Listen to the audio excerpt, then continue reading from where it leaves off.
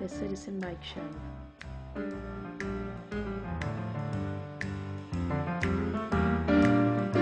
News. Commentary.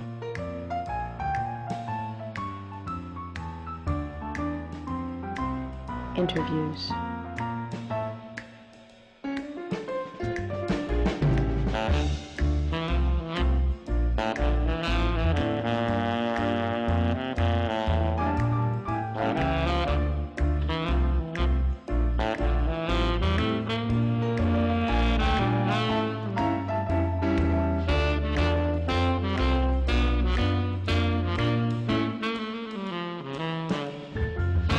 The Citizen Mike Show starts now.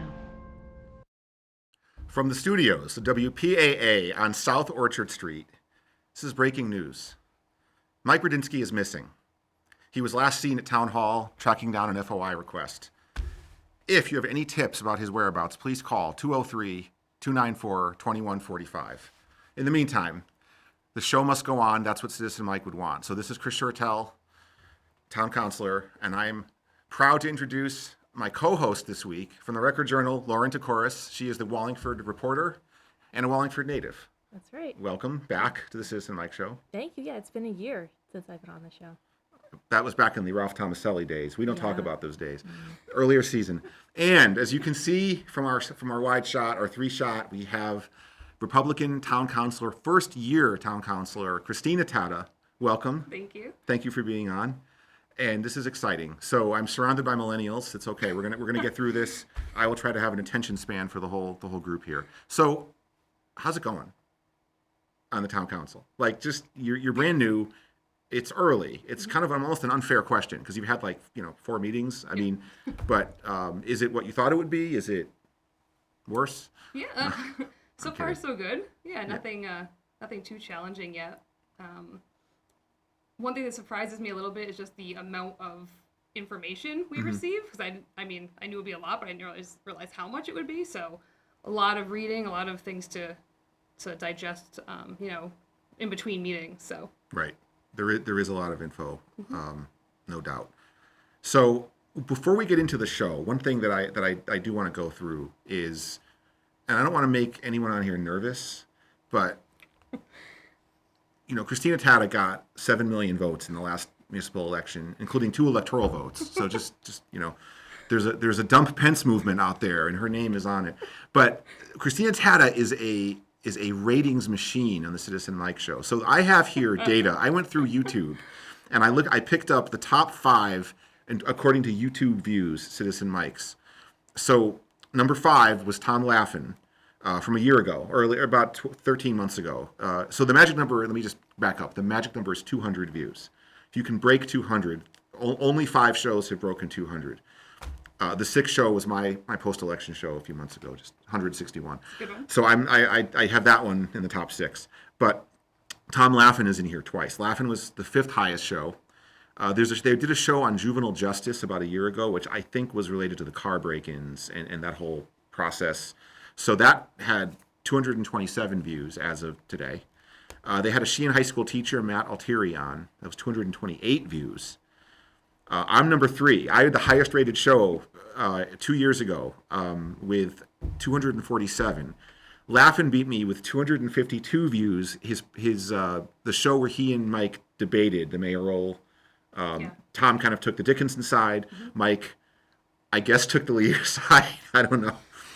But it was your show with Aaron Corso. You want to guess how many views? Don't look. You want to guess how many views? How many was the Laughlin one? The Laughlin one was 252. 274. You are modest. 412 views. Wow. That's half Aaron. So. Right. Well, we're gonna find out because we'll see how this show goes. Right. So no pressure. So we're gonna get a lot of viewers. So just want to keep that in mind, but no pressure. All right, let's get right into it. Last night it was your first ordinance committee meeting. Yes. So ordinance committee is a meeting it's the full town council, but it is off camera, and we meet once a month. Usually we don't meet in the summer. We deal with ordinance proposals, and if they get past the committee, then they go to the regular town council for adoption. So we tackled 2 issues last night. The first was an ordinance proposed ordinance, really a discussion about an ordinance on massage parlors and inspections and licensing. Do you want to set this up for us?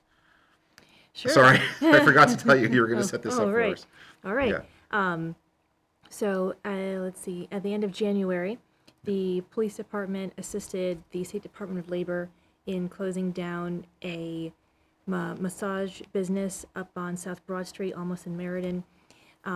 They had some payroll violations. They didn't have proper insurance, and they were misrepresenting employees as independent contractors. So DOL came in, closed them down. In my research, I noticed a lot of red flags around this specific business that had come up 2 years ago when I did some work looking into other businesses that were eventually shut down for prostitution. A lot of the same red flags came up. And so in looking at this place, I started digging further, and I thought to myself, well, if this happened, a couple of years ago and the police shut down 3 places and it's coming up again now, how are these places opening up? And through my research, I realized that there's a lack of regulation. No agency, local or state, seems to be in charge of, going in and inspecting massage-only facilities. Locally, our health department goes into other personal services, hair, tattoo, nail, but they don't go into massage-only facilities. The state licenses massage therapists individually, so they can work at a business or at home. But that's it. They don't follow up. They don't inspect the business. The Secretary of the State's office just issues the business license to the, permitting or the, of course I'm blanking now, the name of the agent on the... the actual... yeah, there's like... the person is licensed. Yeah, the person's licensed to own the business, right? But they don't, come and see that, they don't come down and see, oh, you're actually operating what you say you're operating. And I realized that that's letting people who would misrepresent themselves as massage therapists to come open up and offer illicit services. And so I wrote a very long story about that. And, by the next week, the place had reopened. They had rectified their deficiencies and reopened. And they're operating today. They had their sandwich board out front. They had their open neon sign on. And so this came up last night, as you were saying, and I saw your article. Okay. To go back. So I saw the reporting on it, and it prompted me to email Chief Wright and the health, Mr. Civitelli, and Janice Small, Corporation Counsel, just to understand. Okay, so what do we, locally, what are our options? And really, is this a problem locally in the sense of, what do you want to do? Can you want to do something about this or not? And so that led it to being on the ordinance agenda last night. And I thought we had a pretty, so we had them present to us. We had the police chief, we had the health director, and Janice. And I'm going to try to summarize what they said. So you were both there, so you can correct me if I'm misrepresenting, to use Craig Fishbein's favorite term. Janice basically said that there are a range, question for her was legally, what do other towns do? And that's always my question. I always look for what's the industry standard. That's what I want to know as a starting point. Whether or not we adopt it in Wallingford is a separate story. So her comment was that ordinances exist that are brief that address this, and there's ones that go as long as 22 pages that address this. They run the whole gamut. So you can do whatever you want, she said. It just depends. That was kind of her summary. She did add that right now the town health department takes their cues from the state. Yes. Right? Yes. Saying that the reason that they go into hair, tattoo, nail places is because there's state statutes laying out what they're looking for and why they're going in there. Yes. And right now there's nothing at the state level that says, look for this, this, and this in a massage facility. So that's why. Right. And I think then Stephen Civitelli, the health director, talked about really they do a lot of inspections of a lot of facilities, including not just facilities, restaurants. They do, the numbers I have here, 95 establishments that we license. This is tattoo salons, nail facilities, 130 inspections per year, 17 massage facilities, 4 of which we license for other purposes. And then they do over 1,000 food inspections on top of all that. And the mayor chimed in at that point to say that. So that was kind of his, his whole thing was depends how you structure the licensing. There could be a solution, which we're going to talk about in a little more detail. But he made the point it's hard to create a public health solution to a criminal problem, which I think we all agreed that, yes, it is hard. And then Chief Wright talked about the sting operation in 2017, how they took down 3 spas that were operating that you had just talked about, and then it took 125 to 200 man hours. Does that number sound right? That's the note hundreds of man hours dedicated to that takedown itself. And then there was also a lot of expense. They had to take the equipment, like all of the furniture and the equipment, and they'd store it somewhere, because that's what they were. That's kind of a way to ensure the business doesn't open. But then something happened where the owners could come back and I missed. Well, yeah. So what the happened? owners came back and so they went in, closed them down, arrested the women for prostitution. Right. They were eventually not charged, and they were let go, and they went back to Flushing, New York. So what they had to do is they had to seize all the equipment, massage beds, washer dryer, I think was part of it, towel sheets, etc. And they have the law is you have to hold that stuff for a year. So the chief was saying they had to rent a large trailer that they kept out behind the police station, and the rightful owner of the property came, took the sheets of towels and some other stuff, and then the chief said that local police followed them to another town where they went to a storefront, opened up that day. Right. Oof. Right. Yeah. So, so we heard from the 3 department heads. Then the council, pretty much all the counselors that were present commented, which we're going to talk about also in a minute. And we did have a member of the public who was actually an owner of a Meriden facility, who said, she came to the microphone. I thought did a really good job of talking about, they need to have, she has her license, right there framed, and they have to have insurance through the AMTA, the American Massage Therapists Association. And that if they don't, that typically these places of ill repute they can't document, they don't have that. So if we could just go and get in there and ask for that, it might be that easy to shut them down. That was her. Or before they open up. Before they open up, right. Yeah. And then Andy Bravo, who was well known in town, his daughter owns the place next to the police station, and so he got up to sort of echo what the other woman said. So we heard a lot from on the whole thing. We talked about it. There were 6 of us present. It was all 6 Republicans were present. Jason, Gina, and Vinny Testa, Gina Morgenstein, Jason Zandri had conflicts. They couldn't make it. So it was really the 6 of us. At that point, I chaired the committee. We'd heard kind of everything. We'd had discussion.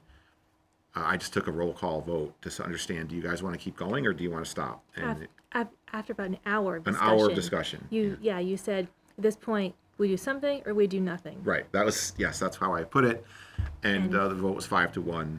I lost. I was the one dissenting vote. So you were one of the 5. So tell us what was going through your head on all of this. This is like your first ordinance, kind of a heavy topic for any meeting. Sure. But for your first ordinance committee, what's your takeaway from all this?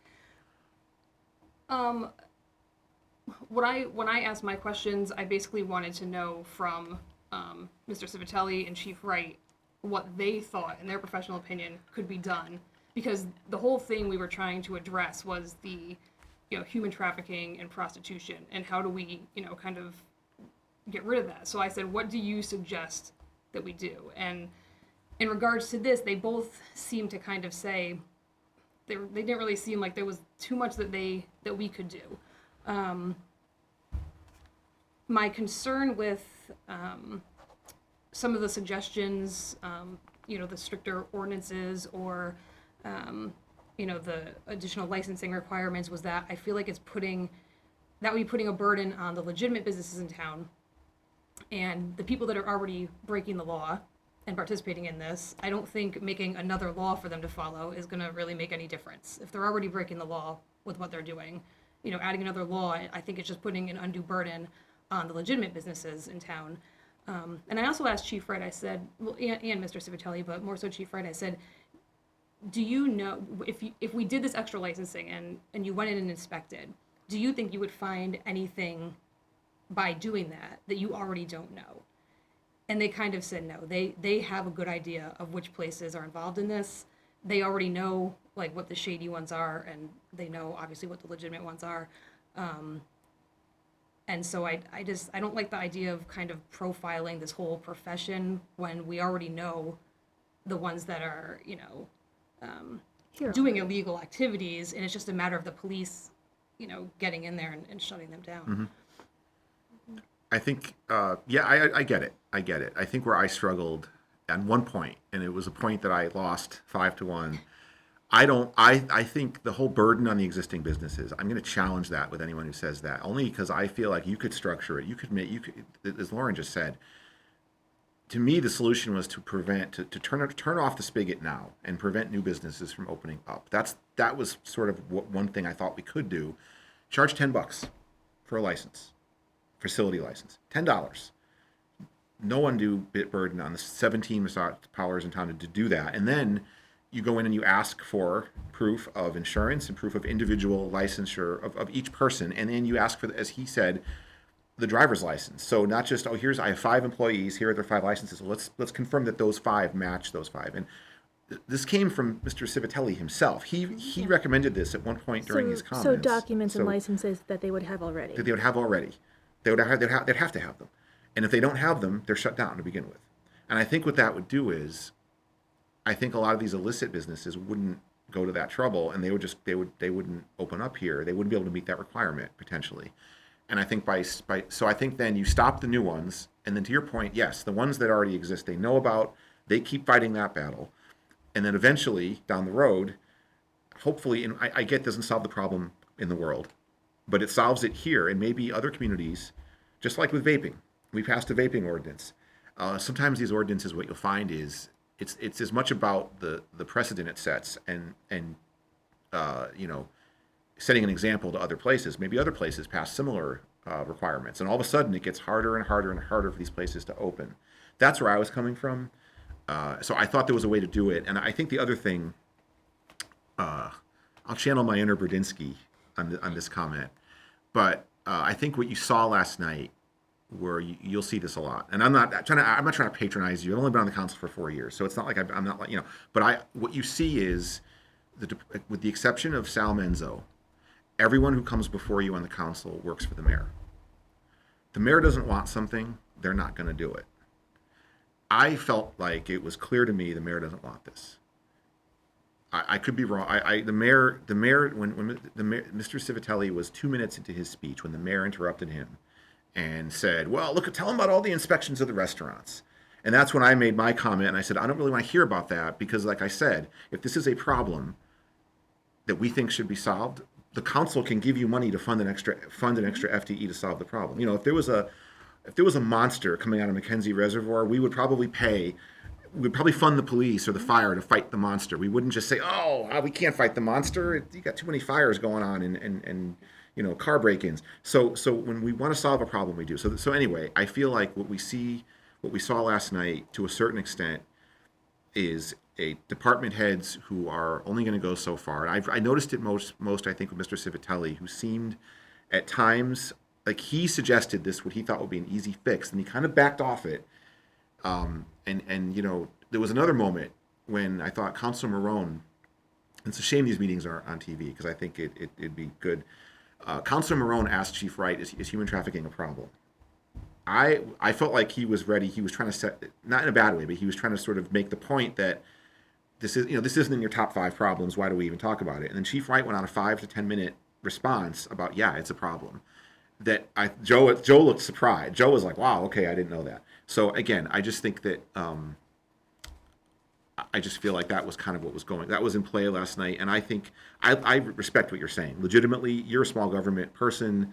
You believe that. I respect that. I think, though, sometimes what happens sometimes in the Republican Council as it's constituted now is there is a mixture of small government people and just sometimes, look, let's be a team. If the mayor doesn't want it, let's do what the mayor wants. I'm not putting you in that camp at all. But I didn't feel that way last night. I thought when the mayor interjected, I thought he was just clarifying a point. I didn't see that as his opinion on that we shouldn't do that. I thought he was clarifying because Mr. Civitelli said, I do X amount of inspections, and right. And it wasn't a huge number. And then the mayor said, well, but this department also inspects like all the restaurants. I thought it was just clarification. Yeah. Yeah. Fair enough. Yeah.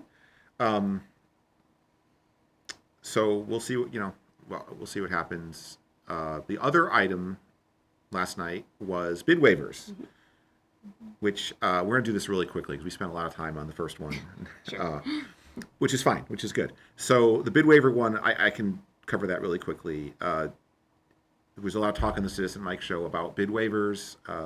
There's a $7,500 limit. Over that limit, the charter requires, that's actually an ordinance, that the town go out to bid, and some of us on the council, it feels like we pass an awful lot of these bid waivers. And so Chairman Cervoni actually approached me and asked me, do you want to put it on the agenda for ordinance? Maybe we raise the dollar amount. And I said, sure, but I really need to understand, number one, industry standard. I don't know what do other towns do. We know Cheshire, John Gawlak, this is 30,000. We saw John Gawlak the other day. $30,000 is Cheshire. So we asked Jim Bowes, the comptroller, and Sal Amadeo, the purchasing agent, to get us a list. We didn't give them a lot of time, so we knew there wouldn't be a ton of data. And then I think the other data point was, okay, so if we decide 20 grand is the number, how many bid waivers would that knock out? So that was the discussion. Again, the council, I want to say unanimously, was all in favor of looking at that after Jim Bowes presented some data, which I think the average was about 18,000. But if you threw out, there were two outliers. Waterbury was really low and Bloomfield was really high. So if you threw out the outliers, I think it was around 15 was the average of like 21 municipalities. So we asked him to get more data for our next meeting. So I don't think this was controversial. What do you think? I don't want to. Yeah, I think the interesting part of that was when we were asking Mr. Bowes for the more information. He kind of said, well, what number do you kind of want to see? And everyone, kind of looked at each other, and we ended up at that, like, I think he said, well, like between 15 and 20. Yeah. And we kind of all said, yeah, that sounds about right. So I'm thinking if this does go ahead, 15,000 would double what it is currently. Right. So I'm thinking if this does go through, we'll probably be somewhere in that range. That seemed to be the consensus. I think so. Informally. We'll see. Well, it was Craig. Craig said he wanted 15, and then that's why I said I'm not. Oh, right, and then you said I'm not doing this because Craig. Yeah, what happens a lot in these meetings is Craig will throw something out, and then the person at the table will take that as if the whole council said it. And I always try to jump in and say, no, hold on. Craig said that. Craig's one because I would say, I agree with you. I would do 15 in a heartbeat. But let's say that it comes back and 15 would knock out one bid waiver. Right. I know it's double, but I think to get fixated on the doubling part, I wouldn't. Let's go to 30 and let's see what that does. So, okay. Anything on bid waivers? Do you want to add? Do you care? Is there going to be an article on bid waivers? Probably the data Okay. the data that they handed out last night looked interesting, and and if Wallingford is low compared to other places in the state, then maybe it is something worth having further conversations about. I hope so. We'll see. We'll see what we can do. Okay, that's a quick one. So that was ordinance committee. That was last night. Let's go to a topic that's near and dear to your heart, which is economic development. We're going to kind of segue into this topic. Sure. Going to go back to Lauren based on an article, actually probably two articles, but the one we'll focus on now to get us into this topic is the old Bank of America building on Center Street. 100 Center Street. So tell us what's happening there, and is it good? The building has been sitting vacant, for 18 months now at least, since Bank of America moved out. They've been, looking for another tenant to go in there, but the problem is that in that area of downtown Wallingford, you can have retail businesses, you can have restaurants, or you can do personal service. And there's some other ones, like some limited offices that you can have too. So it was kind of difficult to get the right person in there. But at the beginning of February, a local chiropractor bought the building, and she wants to turn it into a holistic health center featuring a variety of services from chiropractic to yoga to all kinds of other stuff. And so the problem is she now has to go before the Zoning Board of Appeals to try and get the town on her side to open up that kind of business in that space. So I know, tell me, because you were on ZBA. Yes. So where's the hardship here? She went in, did she not know when she bought the building that you couldn't do yoga as a Is a viable Well, business? I think yoga is actually allowed. Oh, yoga is So, allowed. so Okay. and that's the interesting part. There's different aspects of this Okay. that are not allowed within like 50 feet, I think, Okay. of the street. Now, what they're claiming the hardship is that they're on a corner. So when you have certain setbacks or regulations, they say you can't have an office space. I believe it's within 50 feet on Center Street, Okay. or in this zone. Okay. And now she's got 2 streets. So basically, whereas a normal, something that weren't on the corner, you would have just the 50 feet. She ends up with 50 feet on both sides. So a lot of times in that case, if depending on the size of the building or the size of the property, that might render the property useless, which would be a legitimate hardship. Okay. So I think that was what they were kind of going on. Did she go before ZBA yet? She did once. I mean, but it didn't. It what got happened? continued. Okay. Yeah. So there's no resolution. No. So how would you? Is this an unfair question? How would you, if you were still on ZBA? You would. It sounds like you'd be okay with this. And I'm not judging. I don't know. I don't think so. I think the interesting thing about this is that planning and zoning, they took like an informal discussion. Sometimes planning and zoning will comment on ZBA applications, and the informal discussion by planning and zoning was that they were not in favor of it. However, town planner Casey Hand, she said something interesting. She said that she would not be opposed to granting the variance for the side street, but she would not want it on Center Street. And that, to me, if I were on ZBA, I think I would have done exactly what they did. I think for Mrs. Hand to say that, I think that is like a huge sign for this property owner to go and work with her, because Okay. she seemed very willing to work with her and try to get the aspects of the business that can be in the front, and the certain things that are not allowed. She seems like she's very willing to work with her. So this is a perfect case where I think planning and zoning and this business I think they can work something out. Okay. Without, I think they may have jumped the gun by going to ZBA because maybe that seemed like the easiest route to take. Okay. So I'm glad it's kind of in limbo right now, and I hope that they go and talk with her. Okay. Yeah. All right. I mean, I hope it works out because she bought the building. I mean, I struggle with this whole economic development. We talked about this, I think, almost every show. We talked about it with Marone when he was here. Mike's talked about it with Tim Ryan. And I'm going to throw out 70s and 80s references. Bolio's and, was it Reliable Hardware? I'm trying to think of the hardware store. Not Reliable. It was different. What was the shoe store began with the Sprafke's. C? Sprafke's. No, there were a couple shoe stores. There was one at the bottom. Sprafke's was at the corner by Holy Trinity. But like those days, those days are never coming back. I mean, right? I mean that. Right. And that's the interesting thing. When I said before, you said would I be in favor? So I said no. I didn't mean no. I wouldn't be in favor. Yeah. I mean, As at it this was- point, I think that the best route is to go back to planning and Yes. zoning. But this is an interesting one because, like you said, you're not going to get things like a shoe store, but things like yoga, which I believe are allowed with the new regulations. I mean, I think like Serenity, which is across the street, they used to have yoga there, and Okay. that does bring people in and out at night. Like they have like a 6 o'clock or 7 o'clock yoga class. They go to eat. So Right. it may not be the retail like it was, 50 years ago, but aspects of this are going to bring people in and out in the evening And it's good to bring during people. the day. We want So, people. Yeah, it's a very interesting idea. So When I was on the board of ed, sometimes I was a jerk, and I saw something in a budget for yoga, and in a meeting I was like, really, yoga, Sal? And then like the next year, Zach, who was at Cook Hill in the preschool, was doing it like adaptive yoga, and it was the cutest thing ever. He would be a shark and stuff, so I felt bad. I'm like, okay, yoga's fine.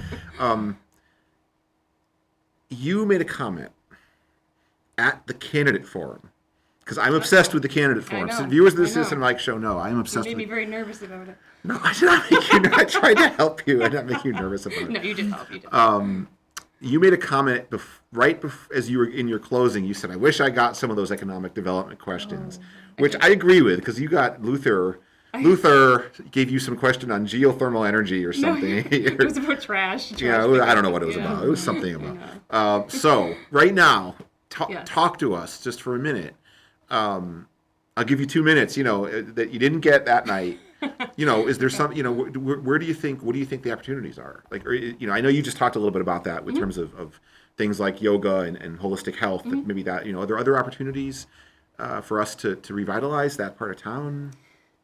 Yeah, I think with economic development in general, we tend to focus a lot on the downtown, and that's like a very, very small segment of the town's economy. The industrial parks, that's really where like a lot of the tax money is coming in, and I think we're doing really well with that. Our big issue right now is office space, because the suburban office space is just kind of a thing of the past. So Wallingford did really well with that maybe 30 years ago, and now that's and not just in Wallingford, just nationally, the suburban offices, they're kind of moving back to cities, and so that's our issue right now. But the EDC and Tim Ryan is doing a really good job with adaptive reuse. So we've opened a couple of, I think it was that one on Northrop Road, I believe, when I was on ZBA. That was an office. It was like a bank. I think it was a bank call center that they turned into. It was considered manufacturing, but it was very like clean, light manufacturing. So we got that in there. So I think that should be a big focus right now, and it is, and they're working really hard on that. That's a great point about, Yeah. I think I struggle in terms of what are the limits, what can government do? And like I look at the library, government, Mr. Gouveia opened up the library. The government didn't help him. He just did it. But then I look at T-Bones. T-Bones is sitting there for 15 years vacant. So I can see, but maybe we should, what else can we do? So it's definitely a tough one, but it's a great reminder that it's not just that strip downtown. Yeah. I think given the time we have, I want to shift gears to the Doreen Vincent case. Okay. Yeah, I'm shifting. We're going to cut. So just a little bit change of pace here as we move on the show. One of the Lauren's been reporting on this. Is there was a missing persons case. 12-year-old girl went missing in 1988, and over the years, the Record Journal has sort of followed the case here and there. It's classified as a cold case. There have been some recent developments that you've reported on. You talked about it a year ago on the Citizen Mike show. So if you're a viewer of the Citizen Mike show, I think you talked about it. Yeah, on the show a year ago. when the interest was just building again. Right. Right. So there was an independent podcast team called Faded Out, and they decided to do a deep look into the case. And those episodes were released between January and August of last year. And interest in the case, skyrocketed. We did, the Record Journal did a couple of previews about the podcast, a look at it in June, and then they wrapped up in August. And then one of the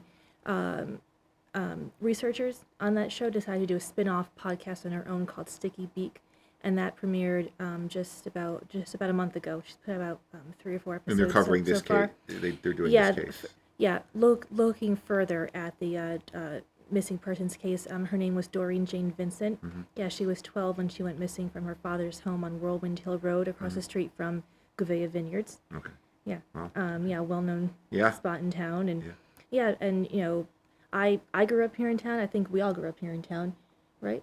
No, Christina I was did 14. not. That's right. That's right. Because There goes 100 votes next election. no. Her vote total is dropping. We didn't know that. We thought Yes. I'm just kidding. That's I'm right. just kidding. That's right. Right. So, but I hadn't heard about it. Do you remember? No, hearing I about it never. at all? I don't. Yeah. I was in high school when that Yeah. happened, so I don't. I mean, I was paying attention. I read the paper, but I don't remember. So one of the problems was that she had just moved here. She had never gone to school here. She didn't really make friends here. Okay. She wasn't, she and her family weren't well known, in town. Yeah, she moved here. 10 days later, she went missing. Right. Right. So this this is the second podcast that's looking deeper into the case. And one thing that was really interesting that they did was back in May. Jessica Fritz-Aguirre, who now has the Sticky Beak podcast, she did an FOI request for the entire police file. She says, I want From everything 1988 to present. From 88 until now. She says, this case is ice cold. The police haven't, done an update since 2011. We need to look at this stuff. And the police gave her a flat out no. It's an open and ongoing case. We do eventually want to, make an arrest, and either find Doreen or find her remains. So you're not getting anything. She appealed that immediately with the State Freedom of Information Commission. They had a hearing in August and then a follow-up one a month ago. And at that one, the hearing officer, said to the police, the burden is on you to prove that you're still doing work on the case. Right. Right. And so a couple of things came out of that hearing. One, Lieutenant Colavope divulged that the case had been reclassified by the state attorney from a missing person to a homicide. Like when? When did that happen? Like He said that happened a month or two ago from February 3rd, so it happened like recent, like just now. within the past couple of months. Not like in Yeah. 1995. No. Like it just Like coincidentally.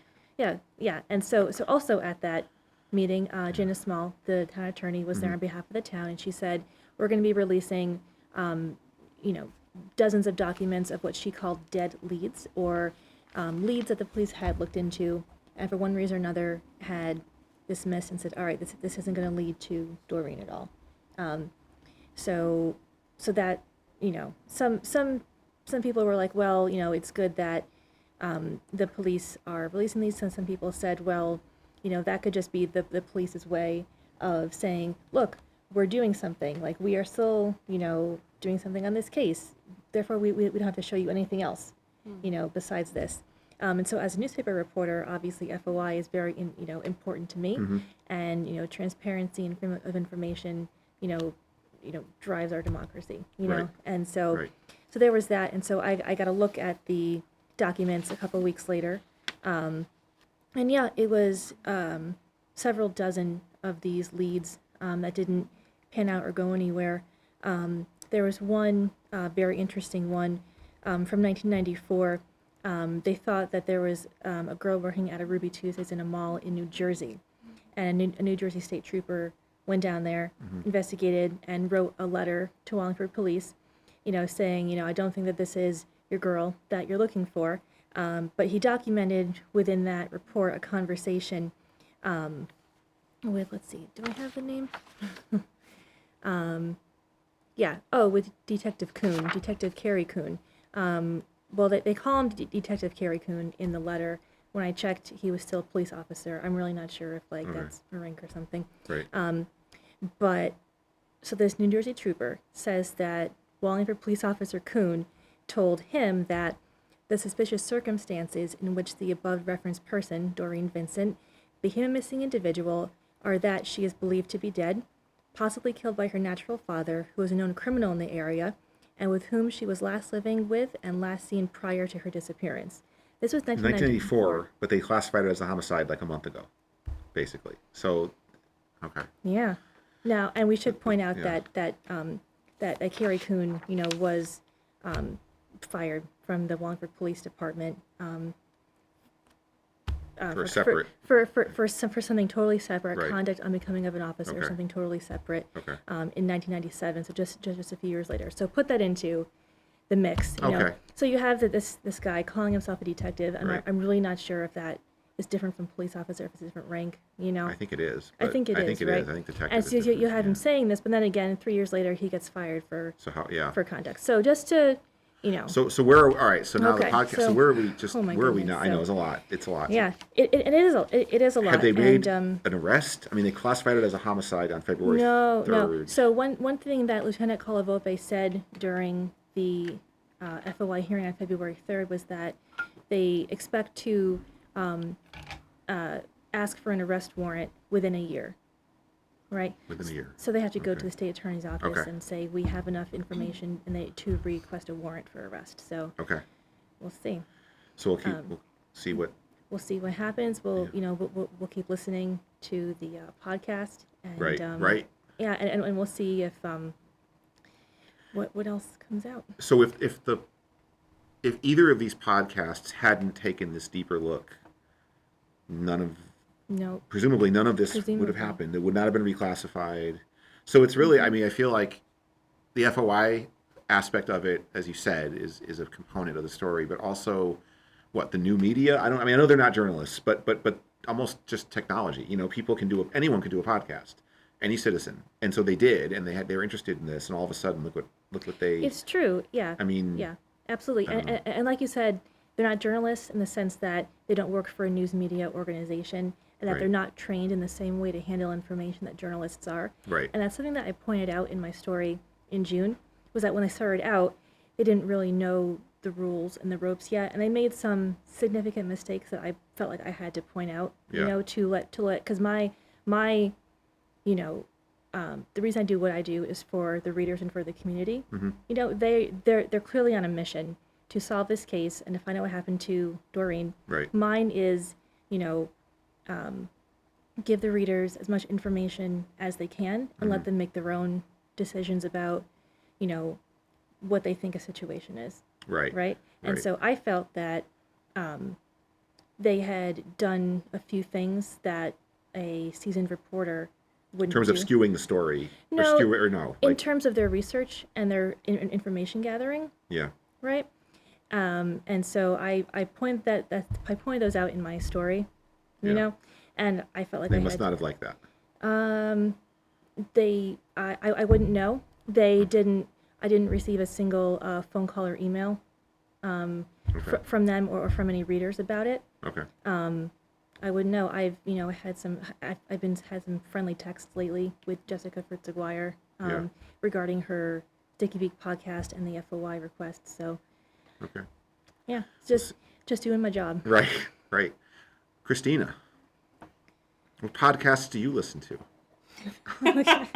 Talk to us. No, Woody, I'm sorry. I'm not trying to minimize. This is, I don't know. I know this isn't really a town council issue, but it's, Yeah, no. it's, I just thought it was interesting. It- It's it fascinating, is. horrible story, but Right. fascinating story locally. So Yeah, I it's wanted just, to. just sad. I mean, it doesn't change the outcome, obviously, but you just hope for, any family she has that they maybe someday figure it out. But I Right. mean, it's just the whole thing is just sad. Yeah. Definitely.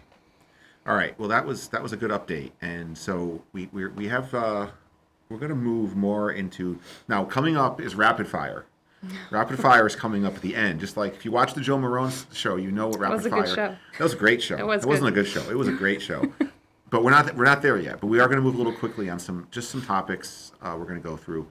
So budget. Mm-hmm. We're not going to spend a lot of time on it. Budget comes out April 1st from the mayor. It's your first budget as a counselor. You have sat. I've seen you sit on stage right Yep. out there for 4 or 5 years. So I know you're familiar with the process as a spectator. Yeah. What any expectations? Any thoughts on the budget as we head into a season of misery and hell? No, I'm kidding. Any thoughts? I mean, just in general, obviously, we haven't seen it yet, so I can't say anything specific about, this budget. But, my general feeling going into this is that I would love to see things kind of, if we need to cut, I would like to see it more across the board, so everybody kind of gets, has a fair share in, if we need to cut. So I don't like when I see that, one department gets like really slammed and it hurts them. If we can maybe spread it out a little bit more. So we'll see what the mayor presents. So but- you would whack the Board of Ed, but then you'd whack the library, and then you'd whack. I'm sorry. But it's interesting to bring fun. up Board of Ed because I feel like that's a touchy one. But that's the majority of the town budget. And, Oh, the Board of Ed's rolling in it's- money. They It's are rolling. And I what will is- say it. Board of Ed, you are rolling in money. and what is Continue. it? Is it 65% of It's 2/3 of the town right? budget. So I mean, it's huge, and so it's hard. It's a more emotional, aspect. But I think there's nothing off the table for me. Is basically what I'm Right. saying. I don't think we can just look at the 35% of general government and say we have to have all our savings here, and then not look at 65%. So not saying. I don't know what it looks like yet, so Right. I don't know No, what that's we'll why- need yeah. to do or what will happen. But Right. I just would like to see it more spread out, kind of equitably. Understood. All right, let's pivot to because the budget. Do you want to talk about the budget? Because Lauren's a it's like- reporter. Lauren really is not here to give opinions as much as just to sort of. So that's why I don't want to put you on the spot. With, I mean, you know, of course, I'm looking forward to seeing what they want in the education budget. They last year they put out a large number and reduced it down and down and down. Right. I'm interested in looking at police, fire, EMS. Right. To see what they're Sure. going to be asking for. And whatever else comes up. It's it's five. I think it's 5. I mean, it's a Board of Ed. You just hit police, fire, public works, and the utilities are kind of separated out. But that's what drives the budget. A lot of it, and a lot of it is it feels like Groundhog Day for me because it's the same. Like what you just described. The Board of Ed puts out a big number and they reduce it. That's what happens every year, and then the mayor reduces it some more, and then we all survive and move on. So we'll see what happens with the budget. Will the pool be open through Labor Day this year? So funny you say that. So the pool, we go quickly off topic. Off. I want to say off. We're not on a script. I don't want to give that impression. We just have lists of topics. We have a set list basically. So at the POCD implementation committee meeting last Thursday, we had a conversation with one of the members of the Parks and Rec Commission who was there, Don Crouch, and he said the plan is moving along and that it'll be closed this summer as they want to start building if the new one gets passed. So, Right. but to your point, he did say that the mayor, he thinks that, or down at the mayor, he doesn't know what the mayor's doing. Parks and Rec put it in the budget in case the plan doesn't pass, that the current pool could be open. Now, he didn't say till Labor Day. So that to your point, I didn't think of that till just now. So I may have to ask him that. So we'll see. We'll see what happens. Okay. Let's pivot. New buildings. Talk about new buildings. There's 3 that I want to talk about potentially. Let's talk about schools.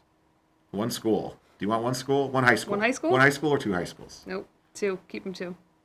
Wow. All right. That's right. I think we should update. I think Right. there's some updates that need to happen. Right. I think starting from combining them is just going to be so costly. It's not worth it. I think we're much better off, updating what we have. Do you want to weigh in? Can you weigh in? You don't cover the Board of Ed anymore, so you could weigh in. Well, I mean, one other thing I'd bring up is where would they put the one high school? Would they demolish Lyman Hall, build a nice new 3-story building? Then you have parents on the west side saying, I have to cross 68, I have to cross Route Right. 5 to get down here. And there's no central 50-acre plot. That's Route 5. It's all built up. So I don't know where they would even put one new high school. Yeah. And it seemed like there would be a lot of opposition to putting it at the Lyman Hall campus. Mm-hmm. So it may just be a space issue, you know. Yeah, that's a lot, great point. lot of stuff with that, but We'll see. The train station, the old train station. What do we want to do with the old train station? Do we want to do anything with it? Do we want to? I'll freely tell you. You want me? We can all go Okay. if we want. I think it's a wonderful opportunity to develop it. Talk about downtown development. You could put a restaurant. Old Saybrook has Pizza Works in their old train station. It's right on the train tracks. I don't know if the town of Old Saybrook leases it out. I would assume they did. I don't know. Maybe they sold it. But it's a really cool building. So I don't know. What would you do? yeah, a similar idea. I think we should definitely look at leasing that out. Yes. I think that's the part of town that we're always talking about, the downtown Right. area. And I think if we put something, it's a beautiful building, and I think we could do something really neat with that. We've talked before. I think like a really nice steakhouse would be wonderful, but I mean, I can't, Because you don't get to steakhouses a lot, do you? A little bit. watching your Facebook feed, right?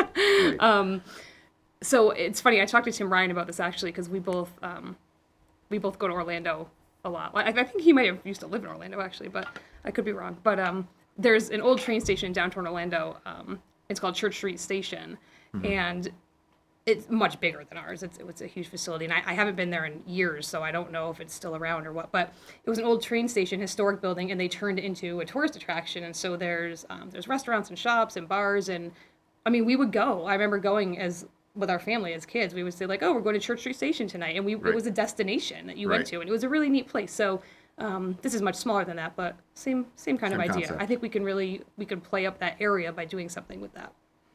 And Well, not to give my opinion, but here's give your opinion. here's the questions I would have if I were doing a story about it. Understood. Right?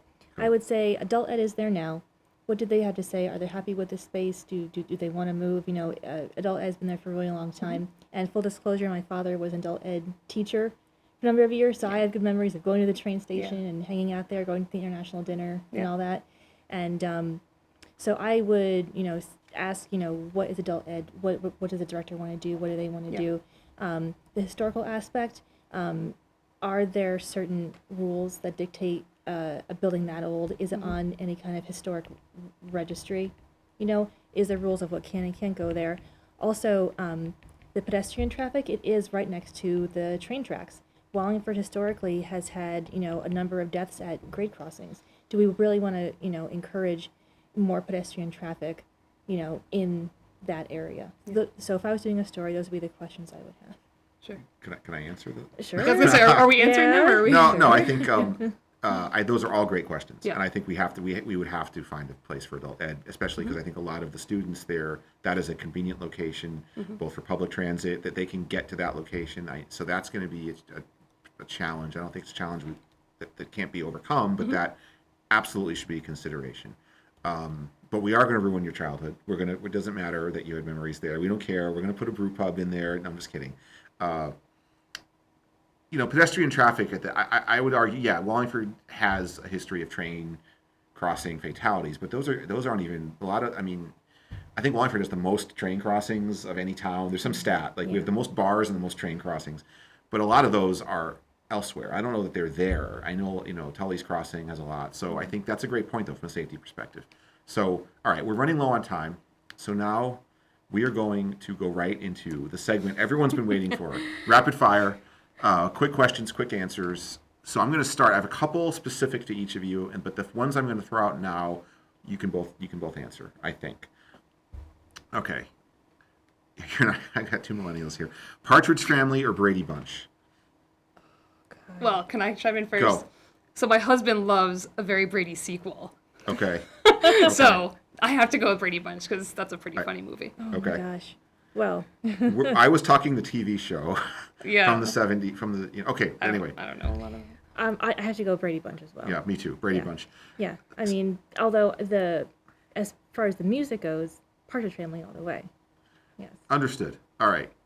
South Park or The Simpsons? Simpsons. Simpsons. South Park. Does the mayor run again in 2021? It's a yes or no question. I say yes. I have no reason to think he wouldn't. Can you answer this one or not? Do you want to answer this as a reporter? I don't know. We all sort of thought that the mayor was going to hang on through the 350th Jubilee. Right. After that, you know, I think he takes it year by year. And what he said last time was that if he still feels like there's work to do, if he still feels like he can make a contribution, Right. he'll do that. So, you know, unless, you know, knock on wood, something catastrophic happens with his health, sure, he'll run again. I think yes too. Sorry, Cervoni. I think yes too. Favorite department head? Shelby Jackson. I don't know if you can answer this one. Can you answer this one as a reporter? Is that Favorite? favorite department head? I don't know. I probably not, but can I just say, like, I'm actually really proud to live in a town where there's so many female department heads, you know, running Yeah. our town. I like them all equally. Okay. Yeah, I was gonna say maybe I shouldn't have answered. All right. that. Christina, how many nieces and nephews do you have? 7 nieces and nephews and about 10 godchildren. So some nieces Which and one's your nephews. favorite? None of them. That's I love them ridiculous. all. That's ridiculous. Lauren, in their career, the rest of their career, who do you think is more likely to win a Pulitzer? Jesse Buchanan or Matt Zabrick? A Pulitzer. Wow. I mean, so It's just it's a quick answer. It's a You quick can't answer. Jesse or Matt. Matt. I think Jesse. That's all we have tonight. Thank you for joining this. Oh, Mike's on vacation. I don't think I ever clarified that since the beginning of the show. I have to get through a few things here. Mike Rudinsky's on vacation. He's not missing. So if you're calling that phone number, 203-294-2145, that's actually the town council phone line that I put out there that goes to the town clerk. So you can still call it. It'd be pretty funny. There's no voicemail, so it won't go anywhere. Thank you to Bruce Haig in the booth. Thank you to Susan Huizinga. Thank you to my wife, Tracy, who took the picture behind us. A beautiful picture. And you can watch this and Mike at 9 o'clock on WPAA. We are recording this Wednesday night, March 4th. March 4th. Yep. Today's March 4th. So this will air tomorrow night. It's also on YouTube, so please subscribe to the Citizen Mike YouTube channel. Mike will be back next week. I may not be. We'll see how he rates my performance. But thank you to Lauren for co-hosting. Thank you to Christina for being our guest. And we will see you next week. Good night, Wallingford. Thank you.